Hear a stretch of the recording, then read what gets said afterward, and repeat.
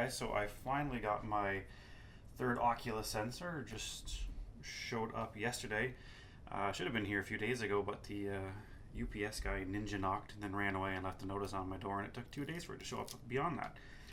So I'm going to show you what I think is probably the easiest and cheapest way to get these mounted to the ceiling if that's what you're going for. So first things first, you can separate your OCULUS sensors from its base right here. Give them a good twist and they will come off. And it would help if I took that off of the bottom. There we go. So unscrew that puppy and just conveniently enough, once you get that base off, the female receptacle on that is basically the same thing as your camera mounts.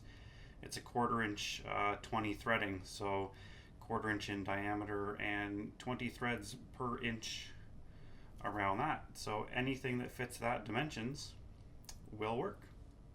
So what I've found, the absolute cheapest thing you could probably do, you get these, they are called hanger mounts or hanger bolts. One half of it is a threaded screw, the other half is that 1/4 inch 20 threading. So if you happen to have joists that line up in your ceiling where you're going to be putting your sensors, you can just screw this right into it and then thread your sensor on there and you're done.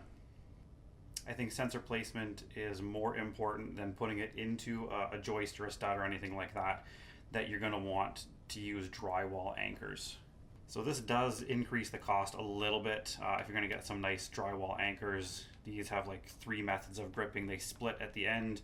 They have 2 little wings that expand out when you crank them down, and there's little bits on the side that dig into the drywall. So it'll hold them in there pretty securely. So as you're jumping and rolling and flipping and doing all your crazy room scale stuff, that they don't drop off the ceiling. This one comes with the screws, which we're definitely not going to be using because we're using this, and a drill bit so that you can get the proper size hole to fit those plugs in there. So one other thing you're going to need is some 1/4 inch 20 threaded nuts. At least I did for the type of hangers that I'm using, because they need some pressure created at the base plate when you're threading them in to grab and flatten this part right here. This part will compress. Oh, if I can do it. Oh, I can't. Anyways, these 2 things, once they're cranked down, will spread out and grip into the drywall. But you'll need something to grab onto this end. So as this gets pulled in, it'll stop on that nut, and then it'll pull this down in and flatten that out.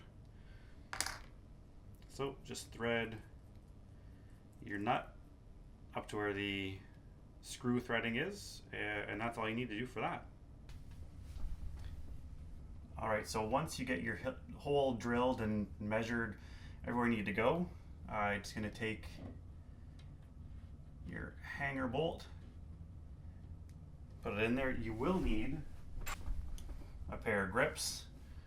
You're probably going to crush the threads, but as long as you grab it at the back part, it doesn't matter. You don't want to crush any of the threads at the front because you need those to attach the sensor to. And you're just going to tighten that all the way in. And once it's tightened all the way to where the nut is against the drywall anchor, you want to give it a few more turns.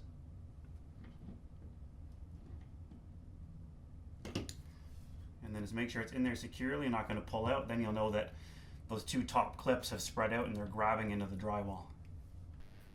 And then on the base, you're going to want to slide off your little clip. Replace that on the sensor end and just clip your cable into it. And then you are ready to screw that on to your sensor mount. So just line up the threads together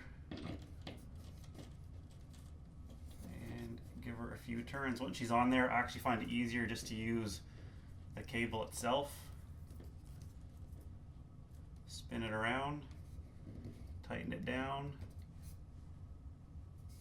and then make sure that she's adjusted